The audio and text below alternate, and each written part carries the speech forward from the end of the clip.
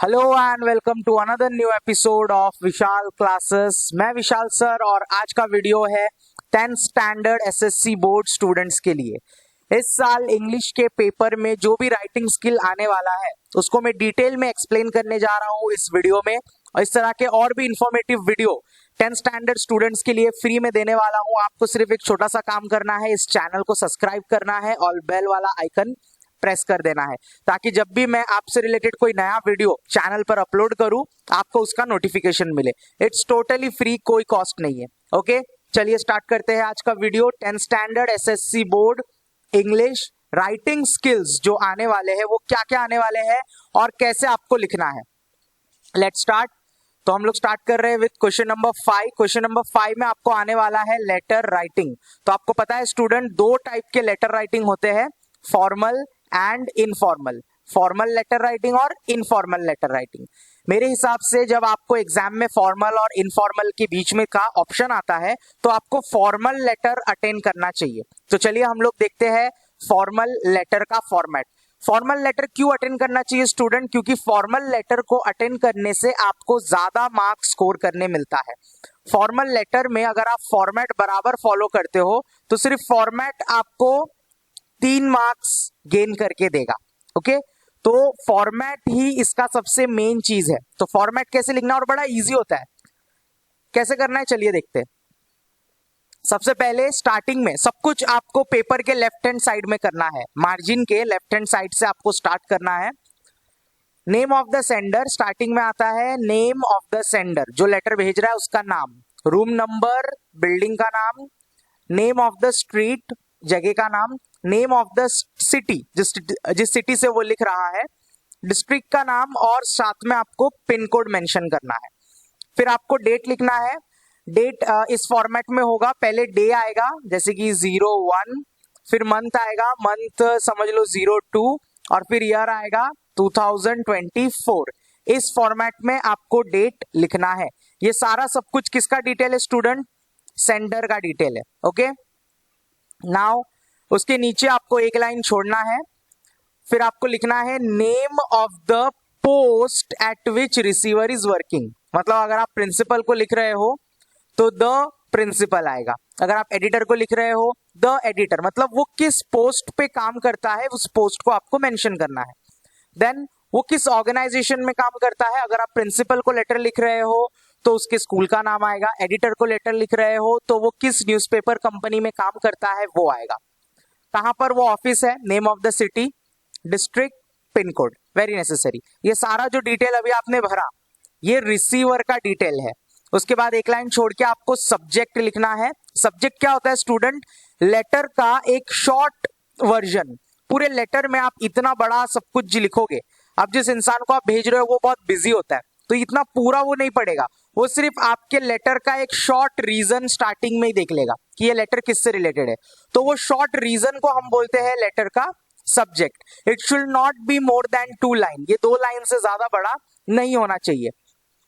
और इसके नीचे आपको पेंसिल से अंडरलाइन करना है। ओके, उसके बाद वापस हम एक लाइन छोड़ेंगे और लिखेंगे रिस्पेक्टेड सर या फिर रिस्पेक्टेड मैडम, रिस्पेक्टेड सर या फिर रिस्पेक्टेड मैडम, और फिर एक कॉमा लगाएंगे और कॉमा लगा के नीचे से लेटर को लिखना स्टार्ट करेंगे। लेटर को 2 पैराग्राफ में खत्म करना है। ओके, पहला पैराग्राफ है स्टूडेंट आपका इंट्रोडक्शन पैराग्राफ। ओके, नेक्स्ट है आपका main paragraph.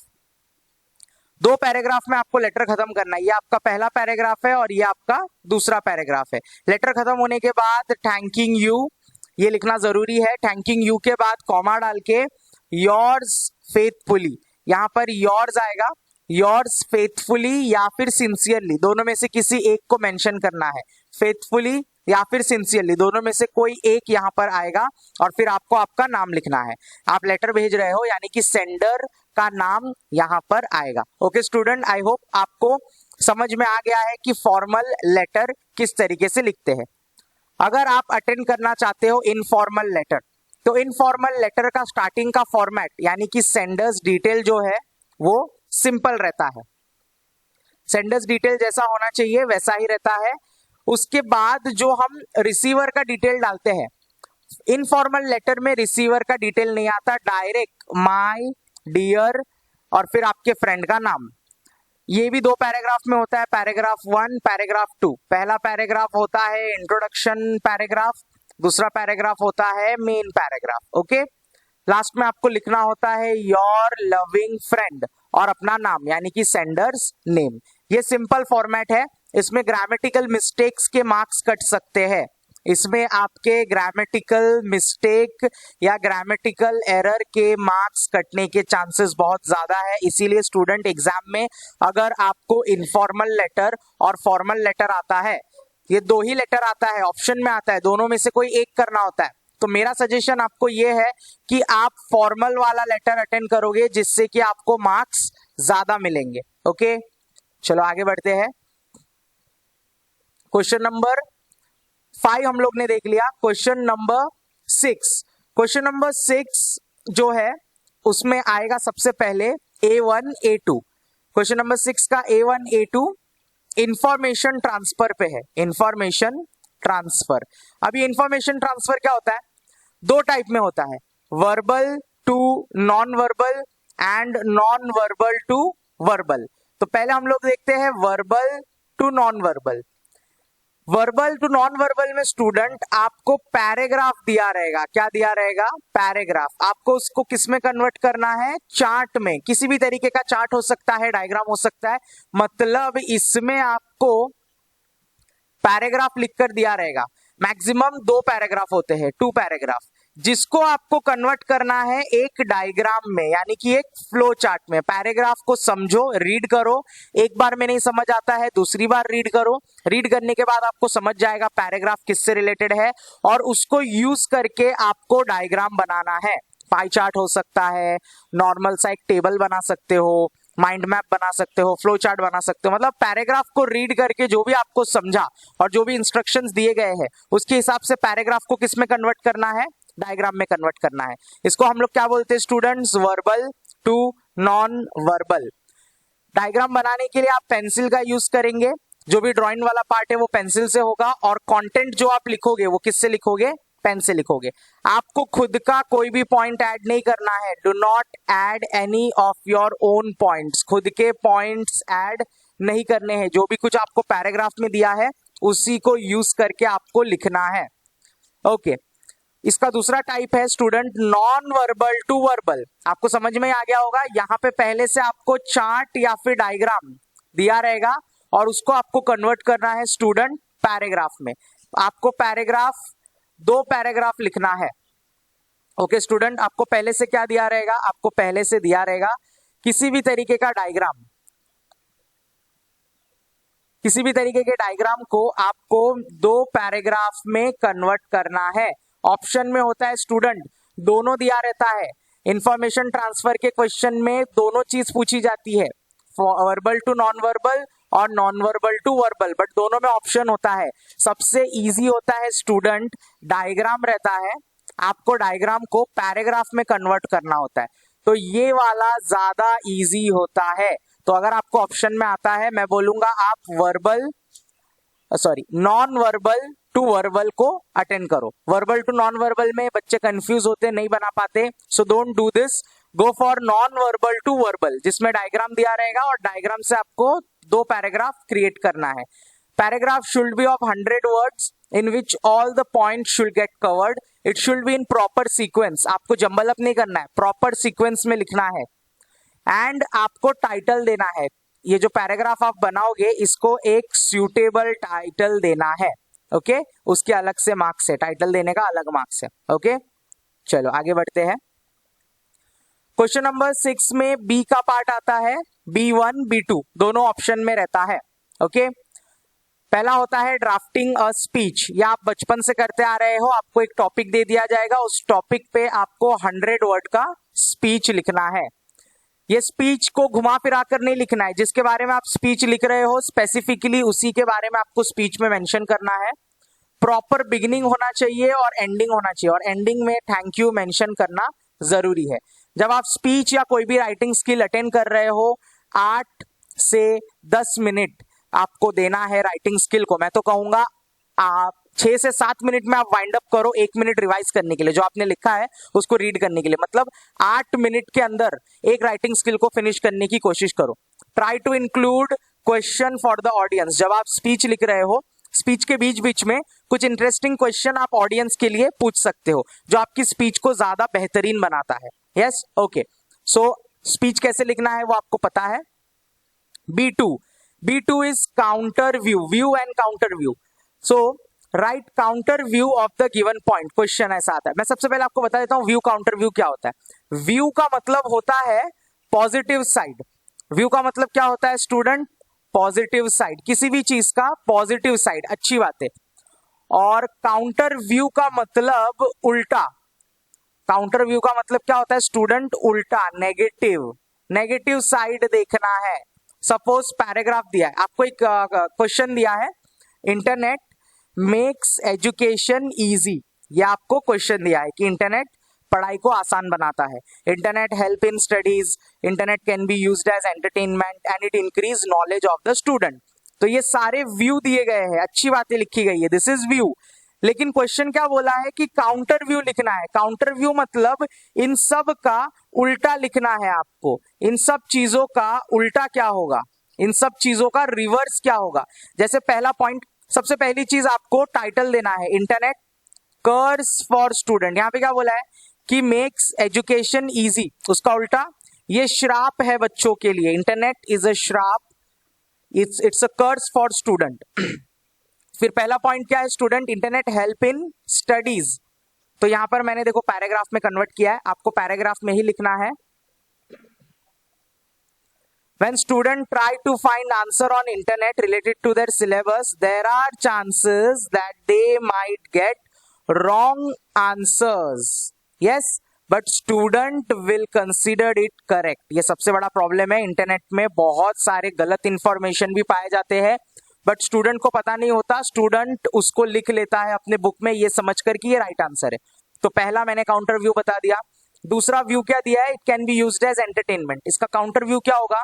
It's okay that it's a way of entertainment, but this entertainment takes valuable time of the student. Entertainment अपनी जगह पर है और स्टूडेंट का जो valuable time है, जिस टाइम पे वो पढ़ने बैठ सकते हैं, रिवाइज कर सकते हैं, वो स्टूडेंट का इंटरनेट ले लेता है। ओके, थर्ड व्यू है it increase knowledge of the student, but उसका counter view it makes student lazy and they totally depend on internet, their curiosity level decrease and they stop using their own exploring skill. हम बहुत ज्यादा internet use करते करते उसको use to हो जाते हैं, उस पर डिपेंड हो जाते हैं और खुद के लेवल पे रिसर्च करना, एक्सप्लोर करना बंद कर देते हैं। तो ये स्टूडेंट को लेजी बना रहा है, डम बना रहा है। यस, तो ये मैंने आपको बताया कैसे करना है।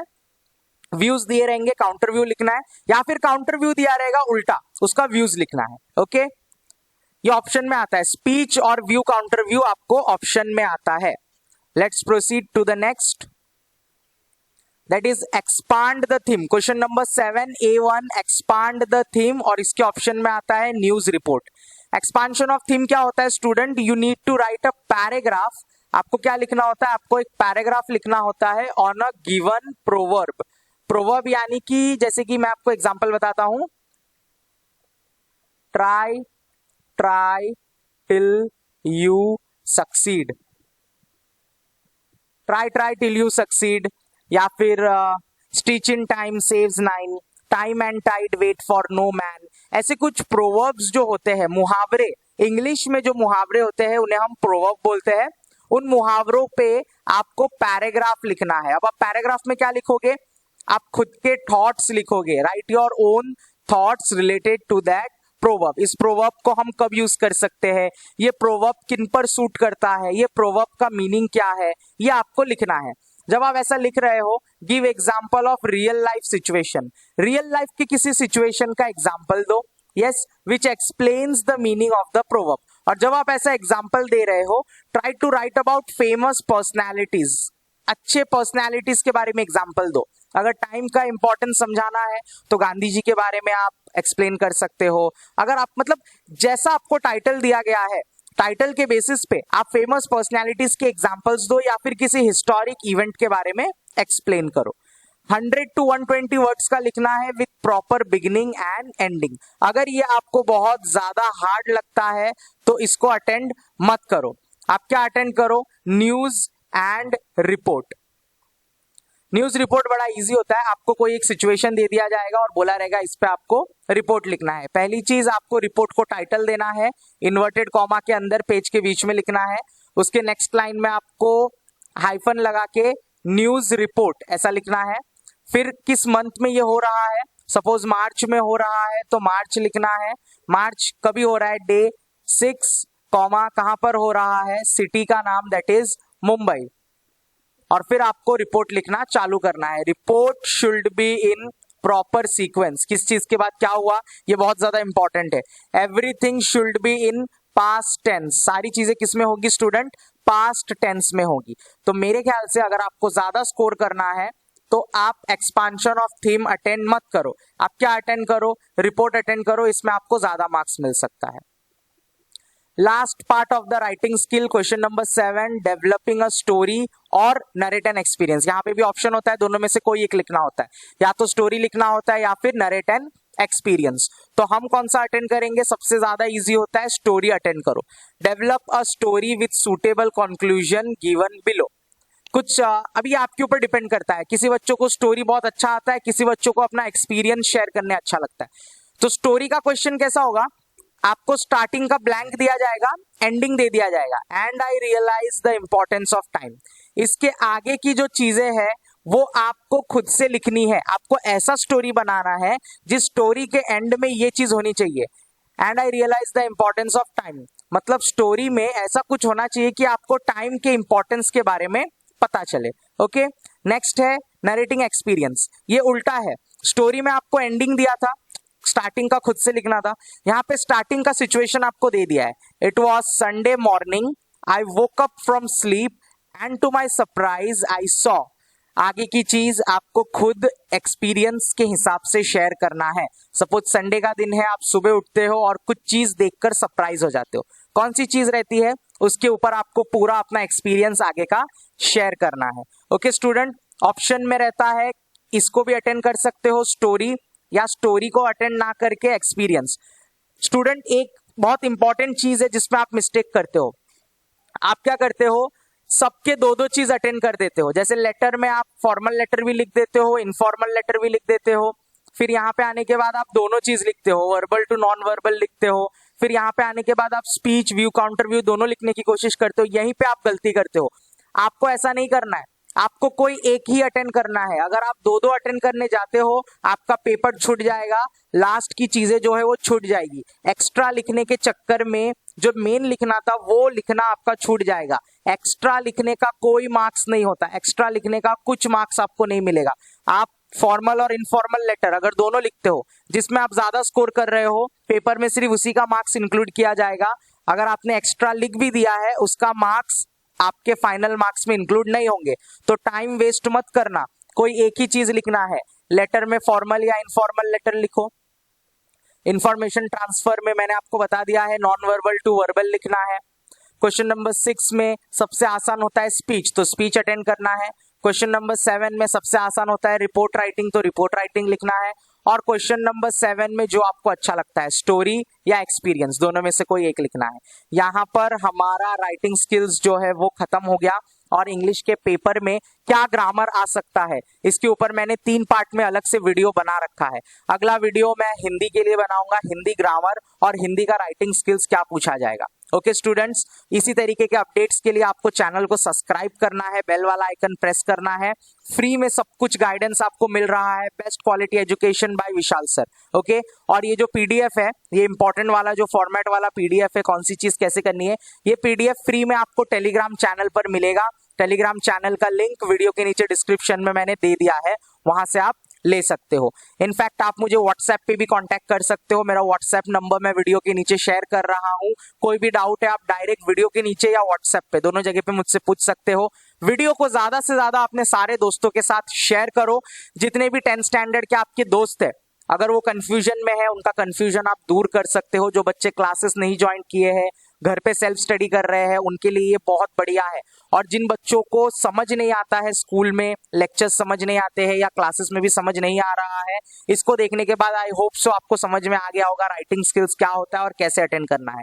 तो आपको अगर वीडियो अच्छा लगा है तो इसे लाइक कर दो, और इसी तरीके के मजेदार वीडियो और एक्सप्लेनेशन लेके मैं आपको मिलूंगा अगले लेक्चर में। Thank you.